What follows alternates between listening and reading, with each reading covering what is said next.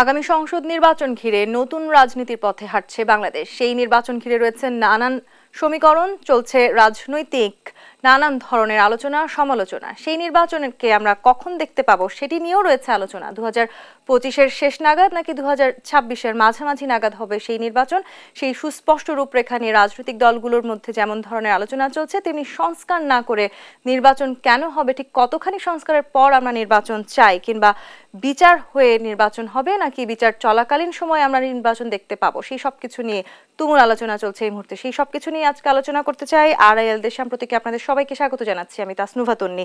সংস্কার, বিচার, নির্বাচন কোনটি গুরুত্বপূর্ণ, এই প্রশ্নের উত্তর খোঁজার চেষ্টা করব। আজকে আমাদের মুখোমুখি হয়েছেন জোনায়েদ সাকি, প্রধান সমন্বয়ক, গণসংহতি আন্দোলন। আপনাকে স্বাগত জানাচ্ছি আজকে দেশসাম্প্রতিকে। ধন্যবাদ আপনাকে আমাকে আমন্ত্রণ জানানোর জন্য।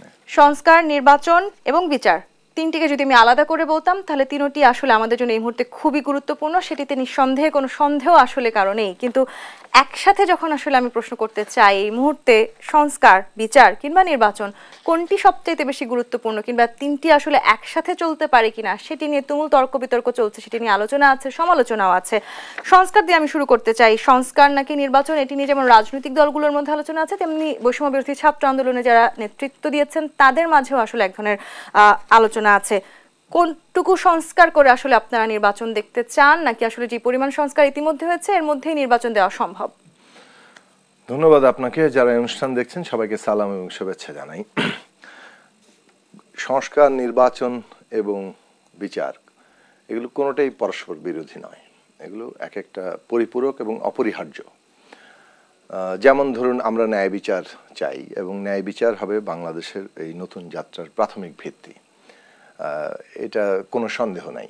ফলে ন্যায় বিচারের অগ্রাধিকার অবশ্যই থাকতে হবে এবং যারা এই জুলাই আগস্টে নির্বিচার গণহত্যা চালিয়েছে এবং 15 বছর ধরে লুটপাট, দুর্নীতি, গুম, খুন, ক্ষমতার অপব্যবহার, মানুষের ভোটের অধিকার কেড়ে নেওয়া, এই সমস্ত জিনিসের জন্য দায়ীদেরকে অবশ্যই বিচারের মুখোমুখি করতে হবে এবং এটার মধ্য দিয়েই বাংলাদেশের একটা রাজনৈতিক উত্তরণ ঘটার বাস্তবতার সৃষ্টি হবে, যে আমরা যে একটা দেশের সংস্কার চাইছি কিংবা রাষ্ট্র ব্যবস্থার একটা নতুন বন্দোবস্ত চাইছি, সেই বন্দোবস্ত এবং নির্বাচন এগুলো একটা সম্পর্কিত। এটার ভিত্তিটা হচ্ছে ন্যায় বিচারের উপরে এবং সেখানে নতুন বন্দোবস্ত মানেই তো একটা এমন একটা গণতান্ত্রিক রাজনৈতিক ব্যবস্থা যেটা অন্তর্ভুক্তিমূলক এবং যেখানে সবাই নিজেকে তার অংশীদার ভাবতে পারে। তো সেই জায়গাটা যদি আমরা যেতে চাই তাহলে এই ন্যায় বিচারটা গুরুত্বপূর্ণ। এবং সংস্কারের দিক থেকে দেখুন, আমরা রাজনৈতিক দলগুলোর দিক থেকে কিন্তু যখন 7ই জানুয়ারির আগে আলোচনা যদি আপনি দেখেন, যে ব্যবস্থাটা তৈরি করা হয়েছে, শেখ হাসিনা যে ব্যবস্থাটা তৈরি করেছেন, সেইটার মধ্যে যে আর একটা সুষ্ঠু নির্বাচন সম্ভব না, সেই কথাটা আমরা নানাভাবে বলেছি।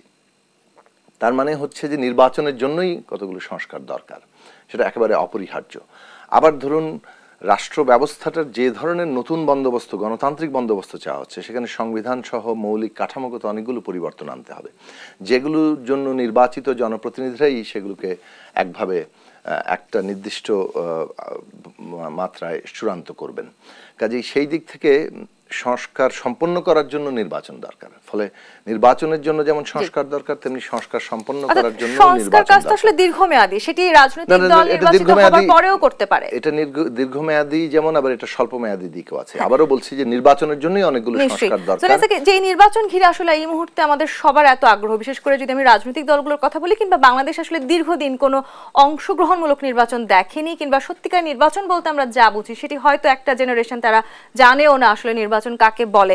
সেক্ষেত্রে যদি আমি আপনাকে একটু প্রশ্ন করতে চাই, এই মুহূর্তে নির্বাচনকে ঘিরে অনেক ধরনের দ্বন্দ্ব তৈরি হচ্ছে, বিশেষ করে বৈষম্য বিরোধী ছাত্র আন্দোলন যারা করেছে। আপনারা একটা সময় সবাই ঐক্যবদ্ধ ছিলেন, আপনি নিজেও আসলে ছাত্রদের সাথে কাজ করেছেন, সেটি আমরা খুব সুস্পষ্টভাবে দেখেছি। কিন্তু নির্বাচনের প্রশ্নে যখন আসছি, তখন কি আসলে তাদের সাথে, ছাত্রদের সাথে রাজনৈতিক দলগুলোর বিভেদ দিন দিন বাড়ছে? দেখুন, বিভেদ কিংবা চিন্তার পার্থক্য তো হতেই পারে, সেটা গণতান্ত্রিক ব্যবস্থায় কোনো অস্বাভাবিক কিছু না। চিন্তা সবাই একই রকম ভাবে করবে, এটা তো ভাবার কোনো কারণ নেই।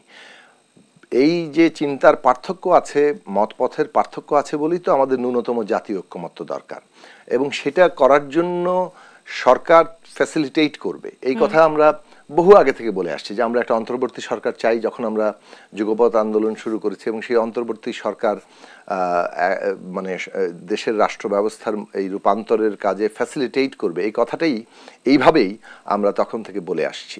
এখন এই ফ্যাসিলিটেট করার ক্ষেত্রে তো সরকারকে স্টেক হোল্ডারদের সাথে নিয়ে করতে হবে। সরকারের শক্তিই তো স্টেক হোল্ডাররা, মানে অংশীজনরা, যারা শিক্ষার্থী, রাজনৈতিক দল, শ্রেণী পেশা, সমাজের বিভিন্ন অংশের যারা এই ফ্যাসিবাদ বিরোধী আন্দোলন করেছে, যারা এই সরকারকে সমর্থন জানিয়েছে।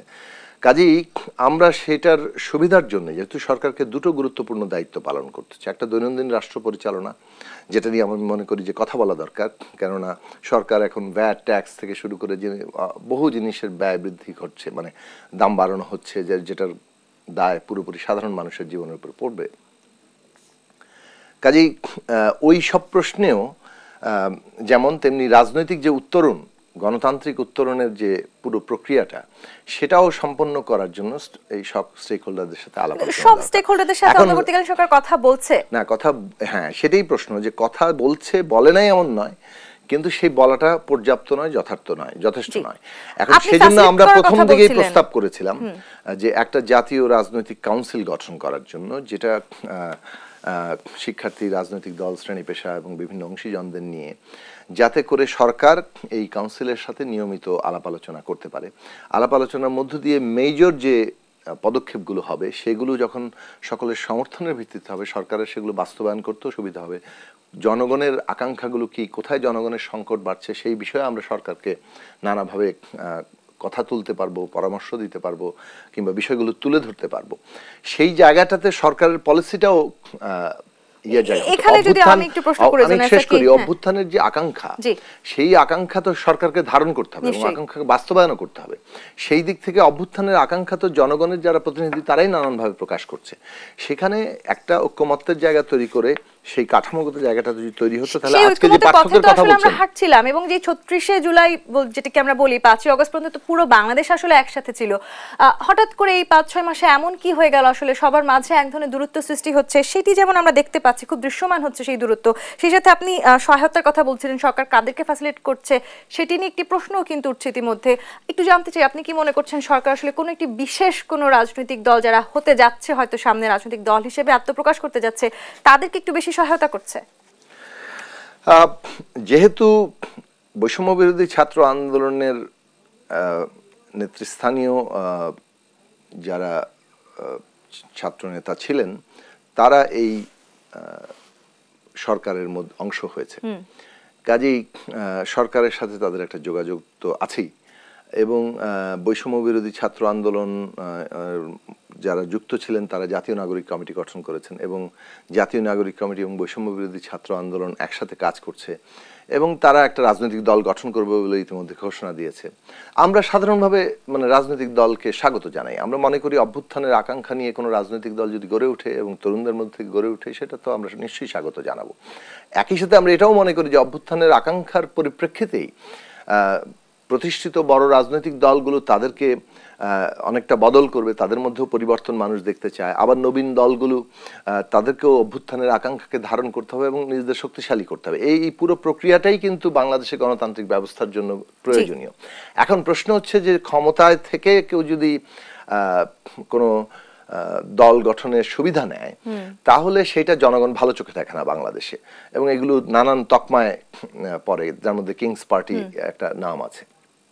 কাজেই যারা দল করতে চাইছেন তারা এই বিষয়ে সতর্ক থাকবেন যে জনগণের ভেতর থেকেই একটা গণতান্ত্রিক দলের জন্ম হয়। গণতান্ত্রিক দলটা গড়ে তুলতে গেলে আমরা শেষ করতে দেন, নতুন দল তো আসবে, সেটাকে আপনারাও নিশ্চয়ই স্বাগত জানাচ্ছেন, কিন্তু যে কথাটি ঠিক যে জায়গাটিতে আপনি ছিলেন যে নতুন দল আসছে, সেটাকে আপনারাও চাইছেন, সব রাজনৈতিক দল এই মুহূর্তে চাইছে বাংলাদেশ গণতান্ত্রিক পথে হাঁটুক, কিন্তু এই যে অন্তর্বর্তীকালীন সরকার আসলে ছাত্রদের নতুন রাজনৈতিক দলকে সংঘবদ্ধ হবার কিংবা তাদের দল গোছানোর জন্য আসলে সময় দিচ্ছে, এবং সে কারণে নির্বাচন বিলম্বিত হওয়ার এক ধরনের আশঙ্কা আছে, সেটা কি আসলে শুধুই রাজনৈতিক দলগুলোর আশঙ্কা? প্রশ্নটা আমি উত্তরটা শেষ করি। প্রথমত আমি বলছি যে আমরা স্বাগত জানাই। দ্বিতীয়ত বলছি যে যারা নতুন দল গঠন করতে চাইবেন তাদেরকে বিষয়ে অত্যন্ত সতর্ক থাকতে হবে যাতে সরকারি সুবিধা নিয়ে কোনো দল গঠনের জায়গায় না যায়, কেননা সেটা তখন গণতান্ত্রিক দল হিসেবে মানুষের কাছে গ্রহণযোগ্যতার সমস্যা তৈরি হবে। এবং উচিত হবে যে একটা জনগণের ভেতর থেকে গণতান্ত্রিক দল গড়ে তোলা। সরকারের উচিত হবে না এই ধরনের কোনো বিশেষ পক্ষকে বিশেষ সহায়তা করা কিংবা বিশেষ সুবিধা দেওয়া, যেটা একই সাথে সরকারকেও প্রশ্নবিদ্ধ করবে। কেননা সরকার কিন্তু সকলের সমর্থনে গড়ে উঠেছে এবং সরকারের আপাত একটা নিরপেক্ষ অবস্থান এবং সকলকে নিয়ে একটা গণতান্ত্রিক উত্তরণ প্রক্রিয়া যাওয়াটাই তাদের কাছে কাঙ্ক্ষিত। এখন প্রশ্ন হচ্ছে যে নির্বাচন আগে না পরে, কত সময় লাগবে, এই কথাটা কিন্তু আমরা এটাও শুরু থেকে বলেছি। প্রথম বৈঠকে যে কথাগুলো বলা হয়েছিল, দ্বিতীয় বৈঠকে আমরা একদিকে জাতীয় রাজনৈতিক কাউন্সিল গঠনের কথা বলেছি এবং একই সাথে বলেছি যে দ্রুতই অংশীজনদের সাথে আলোচনায় বসে কি কি সংস্কার নির্বাচনের আগে সম্ভব, কি কি সংস্কার নির্বাচনের পরে চূড়ান্ত করতে হবে, সেই জায়গাগুলো সুনির্দিষ্ট করলেই তার জন্য সময়টাও ঠিক হয়ে আসবে এবং তার মধ্য দিয়ে আমরা পুরো রূপরেখাটা পাবো। ফলে নির্বাচনের সময়সীমাটা সুনির্দিষ্ট হয়ে যাবে। সেটা রাজনৈতিক স্থিতিশীলতা আনতে সাহায্য করবে এবং সেটা অর্থনৈতিক স্থিতিশীলতা আনতেও সাহায্য করবে। কেননা এরকম একটা বাস্তবতায় অর্থনৈতিক স্থিতিশীলতা খুব গুরুত্বপূর্ণ এবং অর্থনৈতিকভাবে একটা এখনো টালমাটাল পরিস্থিতি আছে এবং সেটা থাকার একটা বড় কারণ হচ্ছে রাজনৈতিক স্থিতিশীলতা না আসা। এখন ইনভেস্টমেন্ট দরকার, বিনিয়োগ দরকার, কর্মসংস্থান দরকার, সেইটা তো মানুষ রাজনীতির হিসেব করে করে। পলিটিক্যাল স্টেবিলিটি ছাড়া তো আমি বিনিয়োগের দিকে আপনি লোকজনকে বললেই হবে না। স্টেবিলিটির কথা আপনি বলছেন, সেটা তো নিশ্চয়ই নির্বাচনের মধ্য দিয়ে আসবে এবং রাজনৈতিক দলগুলো নির্বাচনের মধ্য দিয়ে আসবে। আবার নির্বাচনের আগেই যখন ধরুন আপনি যদি আজকে সুনির্দিষ্ট ভাবলেন যে অমুক মাসে নির্বাচন হবে, তাহলেই যেটা হবে যে সমস্ত রাজনৈতিক দল নির্বাচন কেন্দ্রিক তৎপরতার মধ্যে যুক্ত হবে। বিনিয়োগকারীরাও হিসেব করতে পারবে যে এতদিনের মধ্যে যেহেতু একটা ইলেকটেড গভর্নমেন্ট আসতেছে, তাহলে তারাও তাদের পরিকল্পনা করতে পারবে। তৈরি হচ্ছে ইতিমধ্যে জোনায়েসা কি আমরা বিচার নিয়ে যখন আলোচনা করছি, ছাত্ররা বারবার কিন্তু স্পষ্ট হয়ে বলছে যতদিন আসলে ফ্যাসিস্ট সরকারের বিচার কাজ শেষ না হবে ততদিন তারা নির্বাচন চায় না। বিচার কাজ তো আসলে একটি দীর্ঘ প্রক্রিয়া। রাজনৈতিক দলগুলোর মতামত আমি জানবো, বিশেষ করে আপনার মতামত আমি জানবো। একটি বিরতি নিয়ে ফিরতে হবে। আড়াইল দেশসাম্প্রতিক বিরতি নিয়ে ফিরছি, সাথেই থাকুন। আড়াইএল অ্যাঙ্গেল চ্যানেল অ্যান্ড স্কয়ার বার দেশসাম্প্রতিক দেখছেন। জোনায়েসা কি প্রশ্ন রেখে বিরতিতে গিয়েছিলাম। বিচার কাজ শেষ করে নির্বাচন চাইছে বৈষম্য বিরোধী ছাত্র আন্দোলনের ছাত্ররা, রাজনৈতিক দলগুলো কতখানি চাইছে? ধন্যবাদ। দেখুন, আগে যে কথাটা বলেছি যে বিভিন্ন রকম মত আছে। এখন এইগুলো আমরা যদি ওই নিয়মিত আলাপ আলোচনার মধ্য দিয়ে একটা ন্যূনতম ঐক্যমত্য তৈরি করতে পারতাম, তাহলে পুরো রূপরেখাটা এখন আমরা পেয়ে যেতাম এবং তার মধ্য দিয়ে আমাদের অন্যান্য এই যে সমস্যাগুলো হচ্ছে রাজনৈতিক অর্থনৈতিক স্থিতিশীলতার ক্ষেত্রে সেগুলো দূর হতো। এখন প্রশ্ন হচ্ছে যে সংস্কারের জায়গাতেও এরকম বিতর্ক আছে। পুরো সংস্কার শেষ করে নির্বাচন নাকি সংস্কার প্রক্রিয়া শুরু হবে, তার মধ্যে কোনগুলো নির্বাচনের আগে করা যাবে, নির্বাচনের পরে করা যাবে। বিচার প্রক্রিয়ার ক্ষেত্রেও তাই। বিচার প্রক্রিয়াকে আমাদের অগ্রাধিকার দেওয়া দরকার।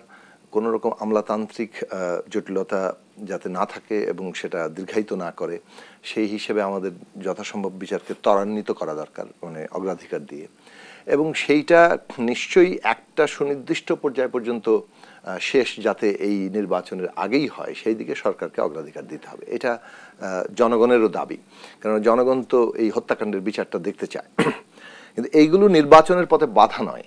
নির্বাচনের সাথে একটা একেবারে পরস্পর বিপরীত কিংবা সাংঘর্ষিক কিংবা একটা শর্ত হিসেবে দান না করিয়েই আমাদেরকে বলতে হবে যে আমরা অগ্রাধিকার ভিত্তিতে একটা ত্বরান্বিত বিচার প্রক্রিয়া এবং স্বচ্ছ বিচার প্রক্রিয়া দেখতে চাই। ত্বরান্বিত মানে এই না যে একটা যেন বিচার হলো, অবশ্যই আন্তর্জাতিক মানসম্পন্ন একটা স্বচ্ছ বিচার প্রক্রিয়া আমরা দেখতে চাই, কিন্তু সেটা যাতে কোনোভাবে আমলাতান্ত্রিক জটিলতায় দীর্ঘায়িত না হয়, সেইটা অগ্রাধিকার ঠিক করলেই সে অনুযায়ী আমার মনে হয় যে রাজনৈতিক দলগুলো এই মুহূর্তে বিচার চাইছে, কিন্তু সেটি শেষ করে নির্বাচন হতে হবে, সেই মতামত মানে বিচার প্রক্রিয়া শেষ তো অনেক দীর্ঘ প্রক্রিয়া হতে পারে। এখন এর প্রাথমিক বিচার হবে, সেখানে যদি রায় হবে, তারপরে আবার তার আপিল করার অধিকার আছে। পুরো প্রক্রিয়া শেষ করা বলতে কি বোঝাচ্ছে সেটাও তো একটা সুনির্দিষ্ট হওয়া দরকার। তো সুতরাং সেই জায়গা থেকে আমরা বলবো যে নির্বাচনের জায়গাটা সময়সীমাটা নির্ধারিত হওয়ার জন্য এই আলাপ আলোচনা, কেননা কোনো সিদ্ধান্তই কেউ যদি মনে করে যে আমরা যা বলছি তাই হতে হবে, সেই জায়গাটা আসলে বাস্তবতা নেই। এখন সকল পক্ষেরই একটা ন্যূনতম জাতীয় ঐক্যমত্যে আসতে হবে এবং এসে তারপরে আমাদের পুরো প্রসেসটাকে অ্যাডভান্স করতে হবে। আমরা পারস্পরিক প্রতিদ্বন্দ্বিতা, প্রতিযোগিতা, মতবিরোধ এগুলো থাকবে, এটাই গণতান্ত্রিক ব্যবস্থার বৈশিষ্ট্য। কিন্তু একই সাথে আমাদের খেয়াল রাখা দরকার যে আমরা একটা গণতান্ত্রিক রাজনৈতিক বন্দোবস্তের দিকে যেতে যাচ্ছি, যেটা নতুন, পুরনো বন্দোবস্ত বদলে।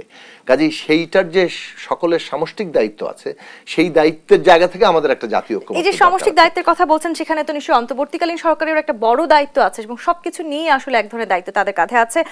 সেখানে প্রত্যাশাও কিন্তু অনেক আকাশচুম্বী, কিন্তু সবচাইতে বেশি আসলে সাধারণ জনগণ যেটি প্রত্যাশা করছেন, তারা একটু শান্তি মতন আসলে জীবনটাকে যাপন করতে চাইছেন। সেখানে যদি আমি দ্রব্যমূল্যের দাম বলি, সেটি একেবারে প্রতিনিয়ত ঊর্ধ্বমুখী হচ্ছে, কখনোই আসলে নিম্নমুখী হতে দেখছি না আমরা। টিসিবির লাইন বাড়ছে, আপনি নিশ্চয়ই জানেন, ভ্যাট বাড়ানো হচ্ছে, গ্যাসের দাম বাড়ানো হচ্ছে, সব ধরনের আসলে ঊর্ধ্বমুখীর মুখে আমরা পড়ছি। সেই সব কিছু মিলিয়ে আসলে অন্তর্বর্তীকালীন সরকার একটি বড় চাপের মুখে পড়তে যাচ্ছে কিনা, এবং সে কারণে নির্বাচন এগিয়ে আসার কোনো সম্ভাবনা আছে বলে কি আপনি মনে করেন?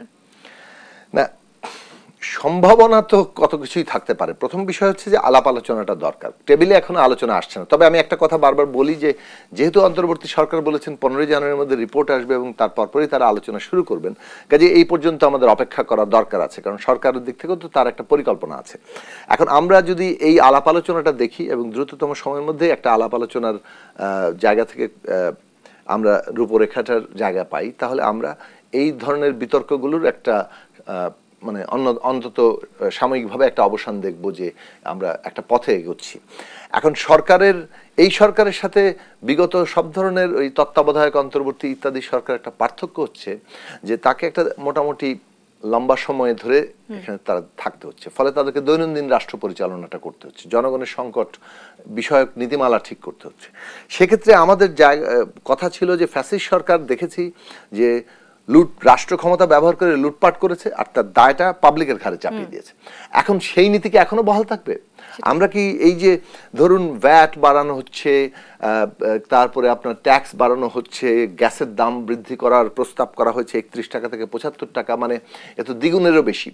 তারপরে ধরুন আপনার ইন্টারনেট থেকে শুরু করে শিশু খাদ্য থেকে বহু পণ্যে দাম বাড়ানোর প্রস্তাব করা হয়েছে। এখন এই যে দাম বাড়ানো, এটা আলটিমেট ট্র্যাপটা তো সাধারণ মানুষের উপরই পড়ছে। তা একই নীতি বহাল করার কি মানে?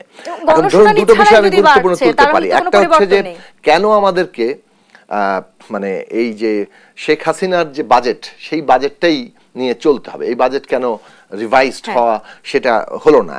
তারপরে ধরুন ক্যাপাসিটি চার্জ ও বিদ্যুৎ খাতে যে ধরনের বিপুল ব্যয়, লুটপাট ইত্যাদি ছিল, সেই ক্ষেত্রে মানে রাশ টেনে ধরা এবং ক্যাপাসিটি চার্জগুলো পুনর্মূল্যায়ন করা এবং দুর্নীতির জায়গাগুলো বন্ধ করার ক্ষেত্রে কি অগ্রগতি হয়েছে এখনো কিন্তু খুব সুস্পষ্টভাবে আমরা জানি না।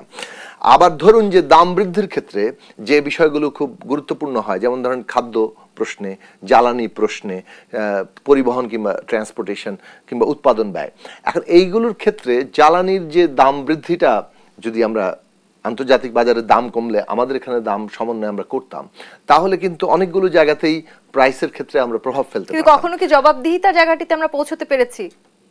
না, সেই জবাবদিহিতার জায়গাতেও দেখা যাচ্ছে যে আইএমএফ যা বলছে সে অনুযায়ী করা হচ্ছে, পিপল এখানে কনসার্ন নেই। এখন আগেকার সরকার যেভাবে অর্থনীতিকে একটা ধ্বংসের জায়গায় নিয়ে এসছে, আইএমএফ এর কাছে দ্বারস্থ করতে বাধ্য করেছে, এখন আইএমএফ যা শর্ত দিচ্ছে মানে সরকার সেগুলোই মেনে কেবল চলছে।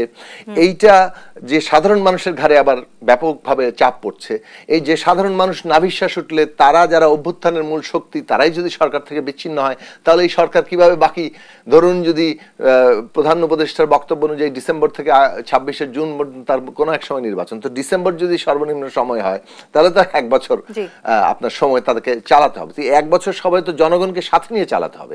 সেই জনগণের ঘাড়েই যদি এইভাবে চাপ পড়তে থাকে, তাহলে বিগত সরকার আর এই সরকারের মধ্যে পার্থক্য তো জনগণকে অনুভব করতে হবে। আমি একটু প্রশ্ন করতে জানাচ্ছি কি, আপনারা যারা সরাসরি রাজনীতি করেছেন, আপনাদের একেবারে তৃণমূল পর্যায়ে পর্যন্ত সাধারণ জনগণের খুব কাছাকাছি আপনাদের যেতে হয়েছে, সেটি রাজনৈতিক নেত্রীদের সেটিই আসলে কাজ। কিন্তু এখন যারা রাষ্ট্র চালাচ্ছেন অনেকেই এই সমালোচনা করছেন, তারা আসলে খুব একটা সাধারণ জনগণের কাছাকাছি যাওয়ার সুযোগ পাননি, কিংবা এখনো হয়তো যাচ্ছেন কিনা সেটি নিয়েও সন্দেহ আছে।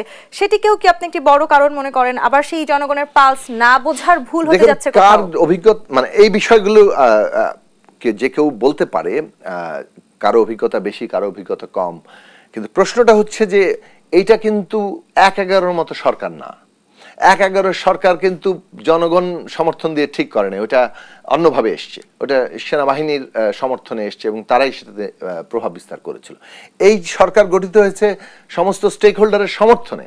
কাজে স্টেক হোল্ডাররা এই সরকারের গুরুত্বপূর্ণ অংশ, তারা সরাসরি সরকারে নেই, কিন্তু সরকারকে তো আমাদের সমর্থন করতে হচ্ছে, আর এই সরকার ব্যর্থ হওয়ার কোনো সুযোগ নাই। তো ফলে এই সরকার আমাদের প্রতিপক্ষও না।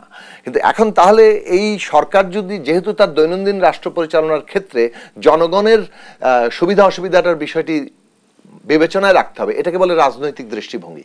এই রাজনৈতিক দৃষ্টিভঙ্গি ধরেন ব্যক্তি হিসেবে কারো কম বেশি থাকতে পারে, কিন্তু রাজনৈতিক দলগুলো তো আছে, শিক্ষার্থীরা আছে, শ্রেণী পেশার অংশীজনরা আছে, তাহলে তাদের সাথে যদি ওই জাতীয় রাজনৈতিক কাউন্সিল গঠিত হতো, তাহলে আপনি মানে কোনো ব্যক্তির কোনো বিষয়ে ঘাটতি থাকলেও ঘাটতি পূরণ করার মানে জায়গাটা, ওই কাঠামোটা না থাকার ফলাফল হচ্ছে আপনি পলিসিতে কোনো জনগণের আকাঙ্ক্ষার প্রতিফলন অনেক ক্ষেত্রে ঘটছে না, এবং বেশিরভাগ ক্ষেত্রেই ঘটছে না, যার ফলে জনগণ ভোগান্তি। যে ঐক্যের কথা আপনি বারবার বলার চেষ্টা করছেন, সেই ঐক্যের জায়গাটি থেকে যদি আমি প্রশ্ন করি, সেটি সংস্কার কেন্দ্রিক হোক কিংবা নির্বাচন কেন্দ্রিক হোক, অন্তর্বর্তীকালীন সরকারের সাথে আমরা আলোচনা করতে দেখেছি অনেকবার রাজনৈতিক দলগুলোকে, কিন্তু সেই আলোচনাকে কিংবা সেই সংলাপকে অন্যান্য রাজনৈতিক দল পিলো পাসিং এর মতন শব্দ ব্যবহার করে বলেছেন যে সেটি আসলে কোনো সঠিক ফলপ্রসূ কোনো সংলাপ হয়নি।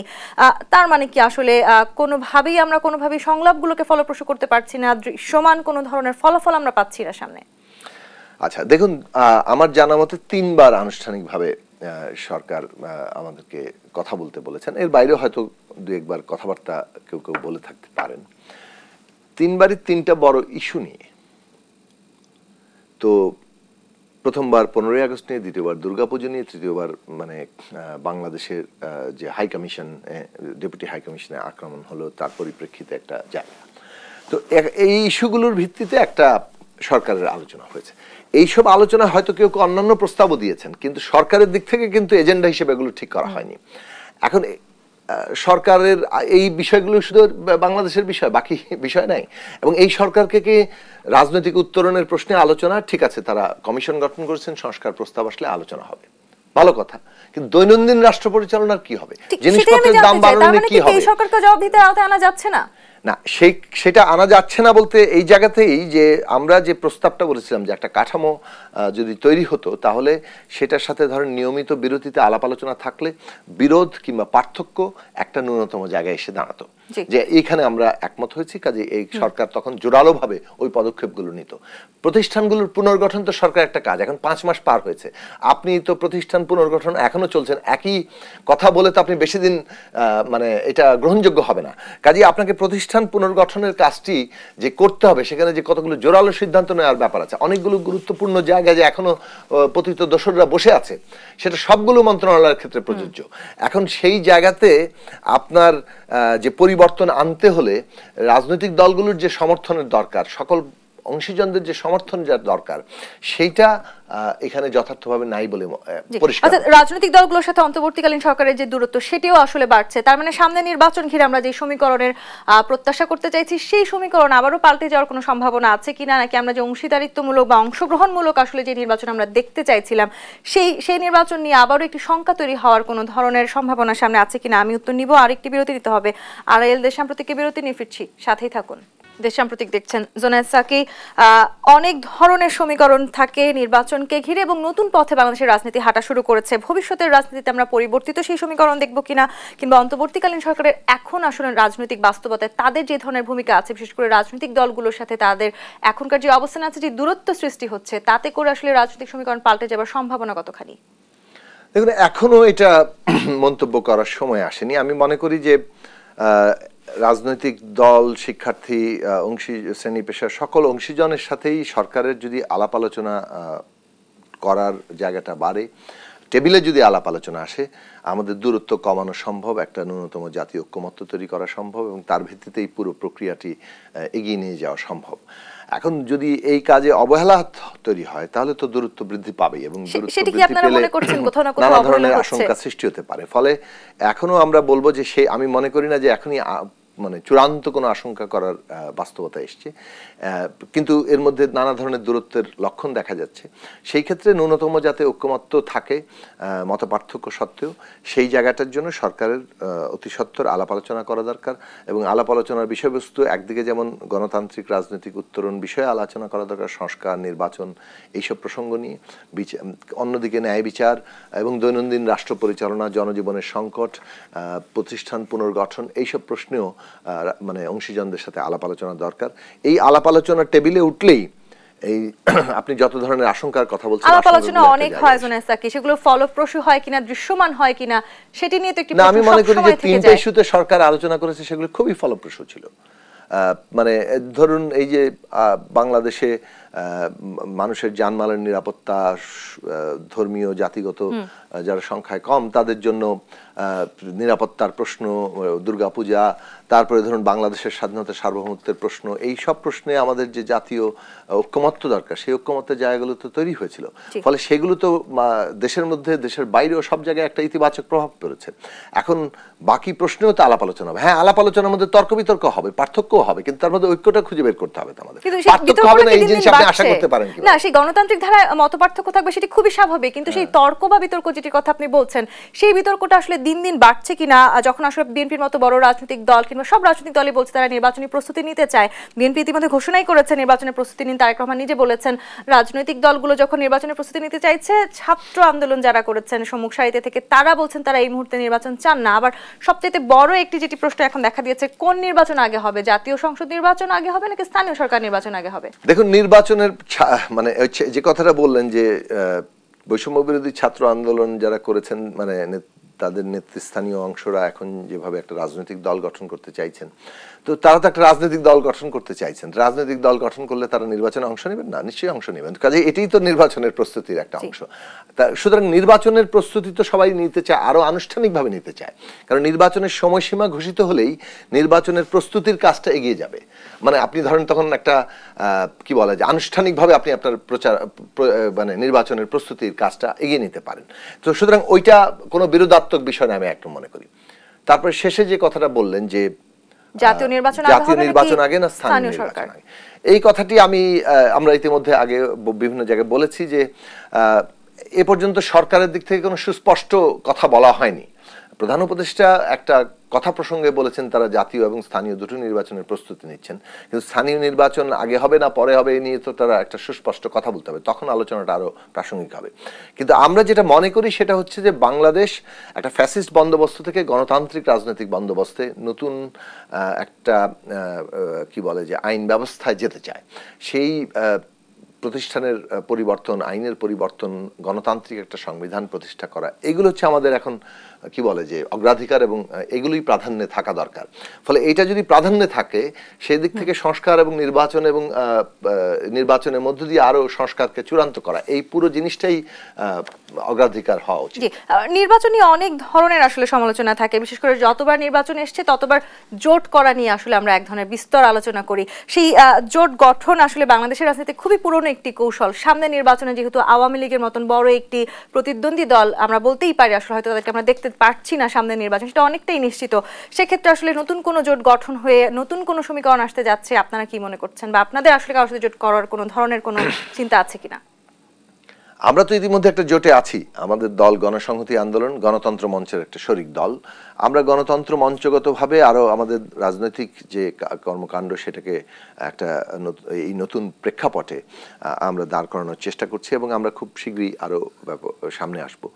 আমরা যে জায়গাটাতে কথা বলতে চাই যে গণসংহতি আন্দোলন একদিকে জনগণের নিজস্ব রাজনৈতিক শক্তি গড়ে তোলা, একটা গণতান্ত্রিক রাজনৈতিক ব্যবস্থার জন্য উপযোগী গণতান্ত্রিক শক্তি হিসেবে নিজেদের দাঁড় করানো, এবং আগামী নির্বাচন মোকাবেলার জন্য নিজেদের যে প্রস্তুতি সেটা তৈরি করছি। একই সাথে আমরা কিভাবে বাংলাদেশের গণতান্ত্রিক সংবিধান এবং ওই রাষ্ট্র ব্যবস্থা বন্দোবস্ত প্রতিষ্ঠার জন্য আমরা একটা মানে এই কাজটা এগিয়ে নিয়ে যাওয়ার মানে লক্ষ্যটাকে সফল করতে পারি, সেটাই আমাদের কাছে প্রাধান্য। তার জন্য যা যা করা দরকার আমরা করব। আমাদের কাছে লক্ষ্য হচ্ছে, আমাদের লক্ষ্য হচ্ছে, আমি আবার বলি, একটা নতুন রাজনৈতিক বন্দোবস্ত, গণতান্ত্রিক সংবিধান, প্রতিষ্ঠানের সংস্কার, আইনের সংস্কার, এর মধ্যে এই যে আমাদের লক্ষ্য, এই লক্ষ্য বাস্তবায়নের জন্য বাংলাদেশে যা যা করা দরকার গণসংহতি আন্দোলনের অগ্রাধিকার হচ্ছে সেইটা, এবং আমরা আমাদের সীমিত সামর্থ্য দিয়ে সর্বোচ্চটা দিয়ে সেটা করার চেষ্টা করব। যখনই আসলে যেই রাজনৈতিক দলকে আমরা নির্বাচিত হয়ে ক্ষমতায় আসতে দেখেছি তারা তাদের সুবিধা মতন সংবিধান কাটাছেড়া করেছেন, সেটিও আমরা দেখেছি। আবার অতি সম্প্রতি সংবিধানকে কবর দেওয়া হবে, কবর রচনা করা হবে, এই ধরনের শব্দও আমরা শুনেছি। ফ্যাসিস্ট সরকার তো বিদায় নিয়েছে, এখন কি আসলে এই ধরনের সংস্কৃতি থেকে বেরিয়ে আসার সময় নিশ্চয়ই আমাদের এসছে? রাজনৈতিক দলগুলো নিজেদের রাজনৈতিক রেটরিক তো অনেক রকম থাকে, শব্দ ব্যবহার থাকে। মূল কথা হচ্ছে যে ৭২ সালের সংবিধানের মধ্যে যে ফ্যাসিস্ট এবং স্বৈরতান্ত্রিক ক্ষমতা কাঠামো আছে, সেই ক্ষমতা কাঠামোর তো বদল ঘটাতে হবে। ফলে সেই দিক থেকে যদি বলেন যে আপনি মানে ৭২ সালের সংবিধানের একটা গুণগত পরিবর্তন ঘটবে, বিশেষত ক্ষমতা কাঠামোর দিক থেকে, এবং সংবিধান যেভাবে তার লক্ষ্য এবং উদ্দেশ্য এবং আদর্শ দিয়ে একটা সমস্ত জনগোষ্ঠীকে ঐক্যবদ্ধ করার এবং রাষ্ট্রপত্তনের, রাষ্ট্র কাজই তো হচ্ছে জনগোষ্ঠীকে তার বিরোধ মীমাংসা করে ঐক্যবদ্ধ রাখা, সেই জায়গাটাতে পৌঁছায়। তো সেইটা করার জন্য যা যা পরিবর্তন আনা দরকার সেই পরিবর্তন আমাদের আনতে হবে। মূল লক্ষ্য হচ্ছে গণতান্ত্রিক সংবিধান প্রতিষ্ঠা করা। এখন সেইটা পলিটিক্যাল রেটরিকে এক একজন এক একভাবে এক্সপ্রেস করবেন।